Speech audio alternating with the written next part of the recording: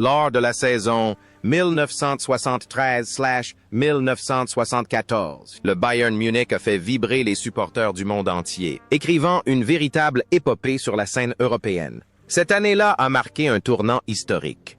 Les Lions bavarois ont soulevé la prestigieuse Coupe d'Europe pour la première fois après une finale haletante contre l'Atlético Madrid, inaugurant une ère de domination continentale avec 3 titres consécutifs. Grâce à une génération de joueurs exceptionnellement talentueux et un style de jeu alliant de la discipline allemande à des éclairs de génie individuels, ils ont non seulement conquis le titre, mais sont aussi devenus une légende pour toute une génération de passionnés de football.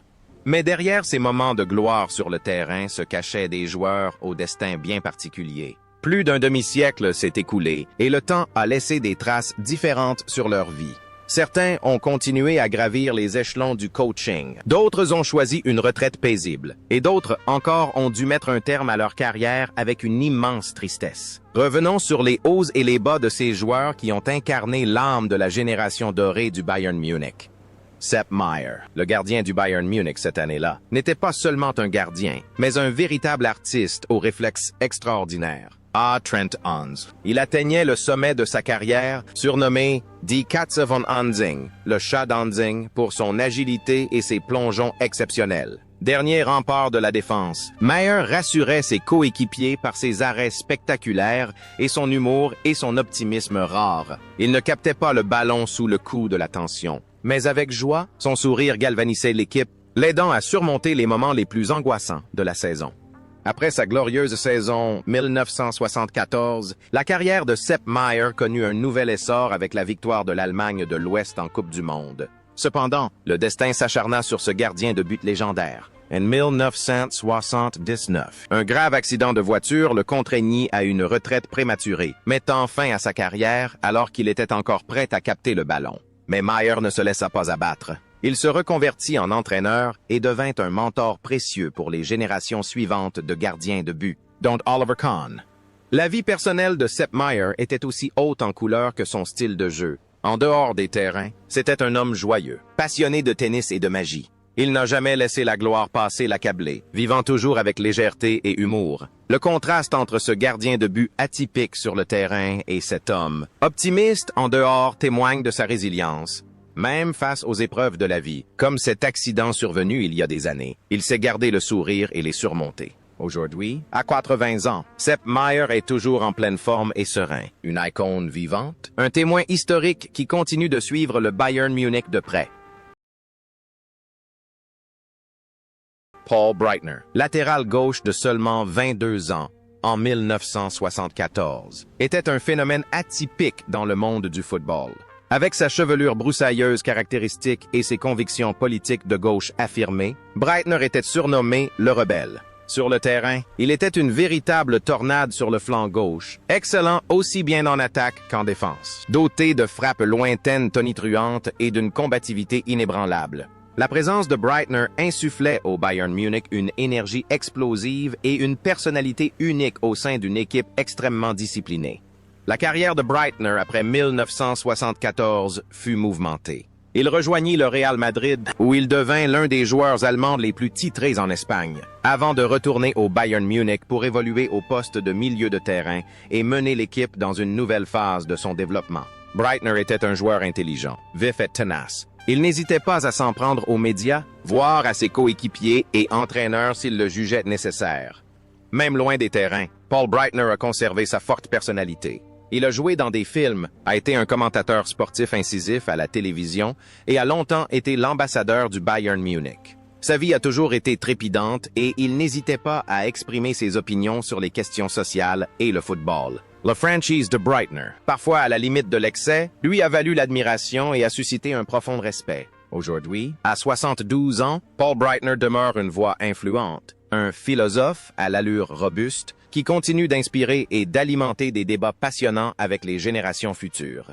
À 26 ans, Georg Schwarzenbeck était le plus fidèle protecteur de Beckenbauer au sein du Bayern Munich. Évoluant en défense centrale, il neutralisait discrètement les menaces adverses, permettant ainsi à Beckenbauer de se projeter librement vers l'avant. Sans gestes spectaculaires ni techniques raffinées, Schwarzenbeck jouait avec force, rigueur et un esprit de sacrifice. Son moment de gloire fut l'égalisation à la 120e minute de la finale de la Ligue des Champions contre l'Atlético Madrid. Un but précieux qui envoya le match en prolongation et ouvrit la voie à la victoire du Bayern. Ce fut un point culminant dans la carrière d'un héros discret, toujours sous les feux de la rampe.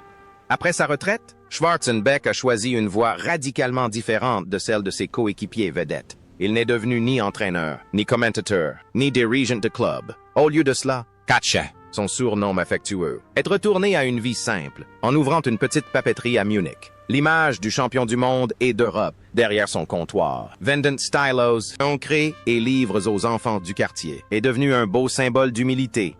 Le contraste entre son rôle de rock sur le terrain et celui d'épicier discret en dehors le rendait encore plus attachant. Schwarzenbeck n'a jamais recherché la gloire ni la célébrité. Il trouvait le bonheur dans la simplicité, entouré de sa famille et de ses voisins. Aujourd'hui, à 76 ans, Schwarzenbeck est retraité et mène une vie paisible, loin du tumulte du football moderne. Il est la preuve vivante qu'après les projecteurs, le bonheur se résume parfois à la tranquillité d'esprit.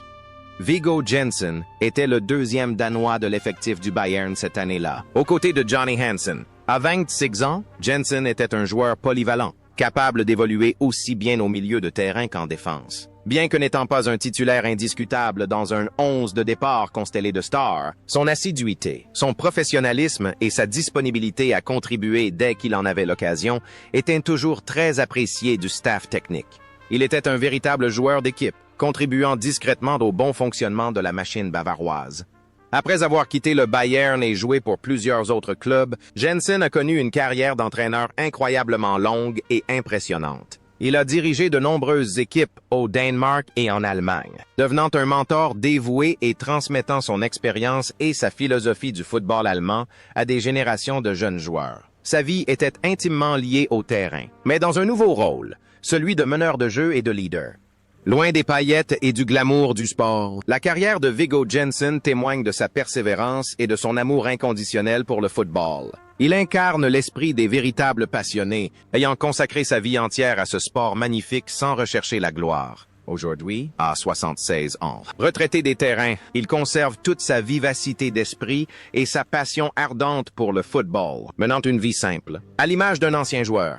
À 28 ans, Franz Roth était l'homme sur lequel le Bayern s'appuyait toujours lors des grands matchs. Évoluant au milieu de terrain, il était surnommé le Taureau pour son physique imposant et son style de jeu agressif. Mais ce qui rendait Roth si particulier, c'était son don pour marquer en finale, héros des moments décisifs. Il surgissait toujours au bon moment avec des frappes lointaines irrésistibles, d'une puissance phénoménale. En 1974, Roth demeura un pilier du milieu de terrain, exerçant un pressing constant et désorganisant le milieu adverse, contribuant ainsi à la victoire du Bayern.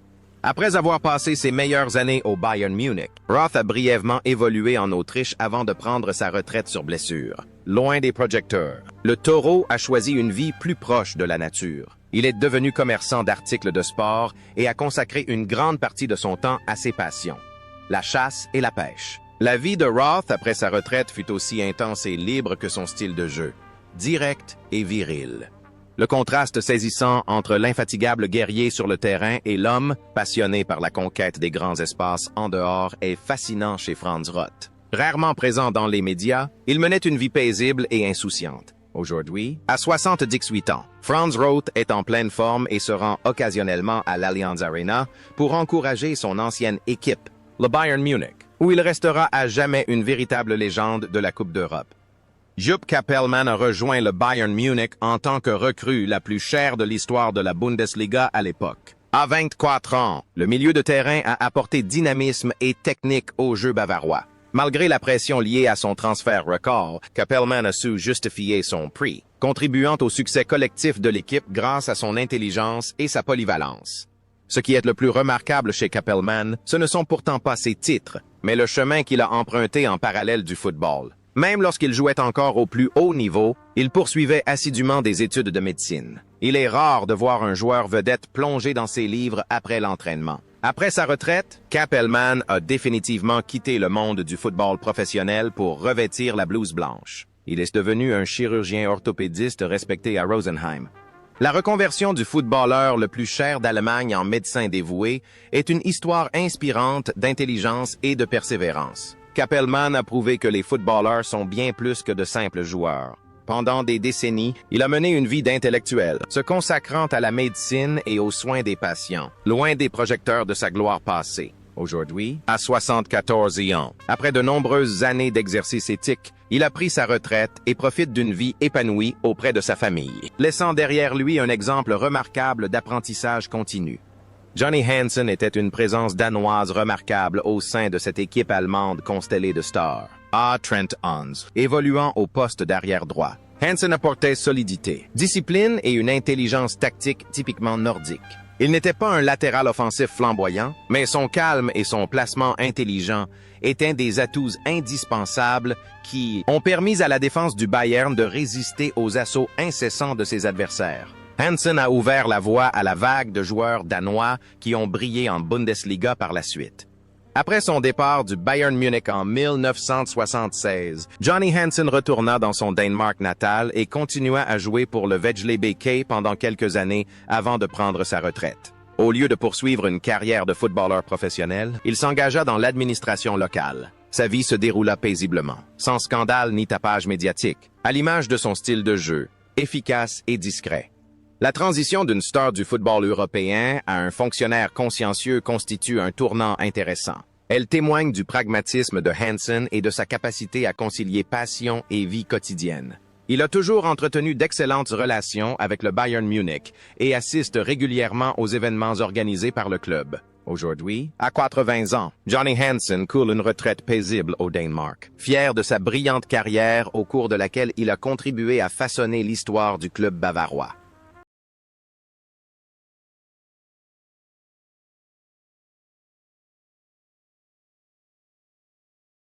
En 1974, Franz Beckenbauer était l'âme, le cœur et le cerveau du Bayern Munich. À 28 ans, il redéfinit le rôle du défenseur en évoluant comme un libéro, se montrant non seulement solide défensivement, mais aussi un véritable meneur de jeu, se projetant vers l'avant avec la sérénité et la dignité d'un empereur dans son royaume. Le calme de Beckenbauer, son excellente vision tactique et ses passes exquises de l'extérieur du pied devinrent de la référence en matière de beauté footballistique, contribuant à l'ascension du Bayern vers les sommets européens. Après cette saison historique, la carrière de Beckenbauer s'est poursuivie par une série de succès retentissants. Il a joué aux États-Unis pour le New York Cosmos aux côtés du roi du football, Pelé, puis est retourné en Allemagne et a remporté de nouveaux titres avec Hambourg. Mais son héritage ne s'est pas arrêté là. Beckenbauer est devenu entraîneur, menant l'Allemagne de l'Ouest à la victoire lors de la Coupe du Monde. 1990, puis président du Bayern Munich, transformant le club en une puissance financière et sportive mondiale. Il était l'homme le plus puissant du football allemand, celui qui a ramené la Coupe du Monde, 2006 à la maison, symbole de réussite absolue.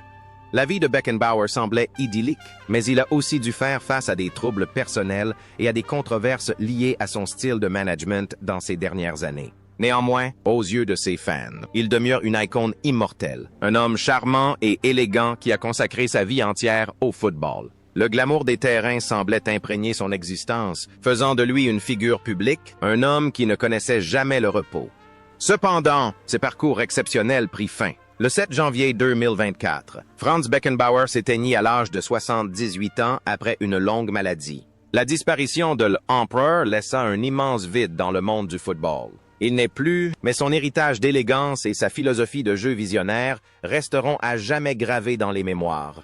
Conny Torstensson a rejoint le Bayern Munich au milieu de la saison 1973-1974 et s'est rapidement imposé comme un joueur stratégique clé. À 24 ans, l'ailier droit suédois a impressionné par sa vitesse, son jeu direct et son remarquable sens du but, notamment en Coupe d'Europe.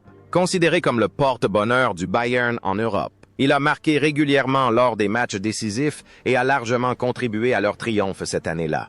Le style de jeu moderne de Torstensson a insufflé un vent de fraîcheur à l'attaque du club bavarois. Après 4 années de succès retentissants en Allemagne, couronné par 3 Ligues des champions consécutives, Torstensson est retourné en Suède pour jouer à Lotvidabergs FF avant de prendre sa retraite. Au lieu de poursuivre une carrière d'entraîneur de haut niveau, il a choisi une vie au contact de la nature et d'autres passions simples. Torstensson s'est consacré au commerce, à la gestion forestière et surtout à sa passion pour les courses de trot. La vie de Torstensson dans sa Suède natale était paisible. Un contraste saisissant avec les nuits enflammées des grands stades européens. Il trouvait du réconfort dans la tranquillité des forêts et l'excitation des courses hippiques. Aujourd'hui, à 75 ans, Connie Torstensson reste dans les mémoires des supporters du Bayern comme l'une des recrues étrangères les plus réussies de l'histoire. Un Nordique discret qui savait toujours briller au moment opportun. Herbert Zimmermann n'était qu'un jeune milieu de terrain prometteur de 19 ans, pressenti pour prendre la relève. Malgré un temps de jeu limité lors de la saison 1973/74, s'entraîner et jouer aux côtés de légendes lui a permis de progresser rapidement. Sa vitesse et sa bonne technique individuelle laissaient présager un avenir brillant. Cependant, la carrière de Zimmermann fut par la suite marquée par des blessures récurrentes. Après son départ du Bayern pour le FC Cologne, il connut des années plus fastes, obtenant même une sélection en équipe nationale. Mais des douleurs aux genoux l'empêchèrent d'atteindre le sommet que son talent méritait. Zimmermann fut contraint de prendre une retraite anticipée, décevant de nombreux supporters. Après sa retraite du football, la vie de Zimmermann a connu des hauts et des bas. Il a eu du mal à retrouver un équilibre après avoir quitté les projecteurs si tôt. Les difficultés d'adaptation à une vie sans football sont un défi que rencontrent de nombreux joueurs, et Zimmermann n'a pas fait exception. Aujourd'hui, à 70 ans, il mène une vie paisible et apparaît rarement en public. Son histoire, empreinte de gravité, nous rappelle les dures réalités du sport de haut niveau, où le talent seul ne suffit parfois pas sans une bonne santé. Gerd Müller, un nom qui semait la terreur dans toutes les défenses. Lors de la saison 1973-1974, à 28 ans, il inscrivit Trent Butz en Bundesliga et contribua de manière décisive à la victoire en Coupe d'Europe. Sans fioriture ni effet de manche, Gerd Müller possédait un instinct de buteur hors pair. Il pouvait marquer de n'importe quelle position, avec n'importe quelle partie de son corps, même dans les espaces les plus réduits. On le surnommait Der Bomber, le bombardier, en raison de son efficacité redoutable à faire trembler les filets adverses. Après sa retraite du football, la vie de la légende a sombré dans une période tragique. Le vide laissé par la retraite l'a conduit à l'alcoolisme. Gerd Müller était perdu, sombrant dans l'ivresse et la solitude. Heureusement, ses anciens coéquipiers du Bayern, notamment Uli Hoeneß, ne l'ont pas abandonné. Ils l'ont aidé à vaincre sa dépendance, lui ont offert un poste d'entraîneur des jeunes et l'ont aidé à retrouver un sens à sa vie. Gerd Müller a ainsi pu renaître et devenir un mentor pour les générations suivantes de joueurs, tels que Thomas Müller et Bastian Schweinsteiger. Mais le destin lui joua un tour cruel. Dans ses dernières années, il dut affronter la terrible maladie d'Alzheimer. Peu à peu, il oublia ses souvenirs, ses objectifs et même ses proches. Cet attaquant redoutable, qui avait jadis marqué l'histoire, ne se reconnaissait plus lui-même. Cette image brisa le cœur de millions de personnes. Ainsi s'est achevé le parcours de cette légende. Le 15 août 2021, Gerd Müller s'est éteint à l'âge de 75 ans. Sa disparition est une perte immense et irremplaçable. Mais son héritage, ses records de buts et l'histoire de ses hauts et de ses bas, nourris par l'amitié et la camaraderie, resteront à jamais l'une des plus belles épopées du football mondial.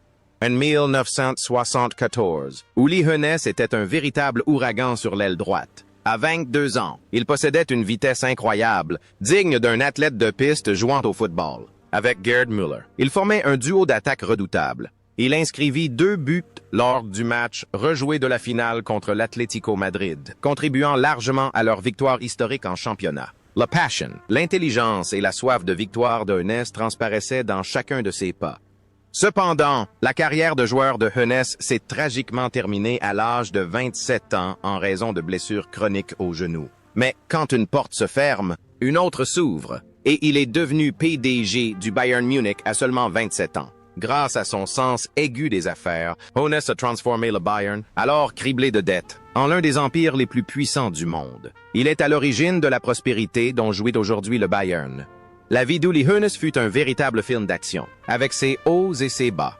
Des sommets de la gloire aux abysses de l'emprisonnement suite à un scandale de fraude fiscale, puis un retour triomphal auprès des supporters pour redonner vie à l'équipe. Homme puissante, controversé, mais aussi d'une grande compassion. Il a toujours tendu la main à ses anciens coéquipiers en difficulté, comme Gerd Müller. Aujourd'hui, à 72 ans, même s'il occupe désormais le poste de président d'honneur, l'influence d'Uli Hoeneß plane encore sur l'Allianz Arena. Il incarne une volonté inébranlable, un homme qui ne baisse jamais les bras face à l'adversité. Bernd Gersdorf arrive au Bayern Munich en provenance de l'Eintracht Braunschweig, auréolé de son statut d'attaquant prometteur. À 27 ans, il était censé partager le rôle de meneur de jeu avec Gerd Müller. Malgré seulement 12 apparitions et 2 buts lors de la saison 1973-1974, Gersdorf parvint à marquer de son empreinte l'équipe championne, joueur techniquement doué et intelligent. Il ne s'est toutefois pas imposé durablement à Munich, peut-être éclipsé par la présence d'autres stars offensives.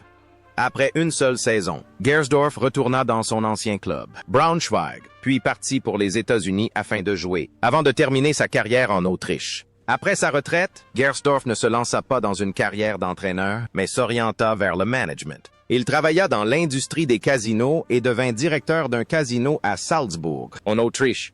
L'incursion de Gersdorf dans le monde du divertissement et de la gestion de casinos constitue un épisode intéressant dans le parcours atypique des anciens joueurs du Bayern. Elle témoigne de sa polyvalence et de son adaptabilité. Sans être la légende la plus éclatante, il a néanmoins mené une vie réussie et prospère. Aujourd'hui, à 77 ans, Bernd Gersdorf coule des jours heureux, profitant des fruits de son travail et se remémorant parfois la saison magique à laquelle il a contribué.